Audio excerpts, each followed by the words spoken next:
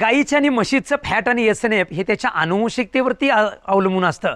हे जरी खरं असलं तर जवळजवळ 50 ते 60% फॅट आणि एस-एन-एफ वाढवायचं काम हे तुमच्या व्यवस्थापनामध्ये दिसून येतं. तुम्ही केलेली कुट्टी, तुमच्याकडे असणारं चारा, तुमच्याकडे असणारं पशुखाद्य, तुम्ही मिनरल मिक्सचर वापरता का नाही, ह्या बऱ्याचशा गोष्टीवरती जनावराच्या शरीरामध्ये फॅट आणि एस-एन-एफ अवलंबून असतं. चारा कुट्टी करण्याचं तिची साईज काय असायला पाहिजे, मग तुम्ही TMR देता का नाही, हिरवा चारा, सुका चारा, त्याच्यामध्ये मीठ, सोडा, मिनरल मिक्सचर, थोडक्यात TMR, ह्या सगळ्या गोष्टी जर प्रॉपर केल्या तर निश्चितपणाने या ठिकाणी फॅट आणि एस-एन-एफ या ठिकाणी वाढू शकतं. फॅट आणि एस-एन-एफ जर वाढवायचं असेल तर तुम्हाला एक काम करावं लागणार आहे.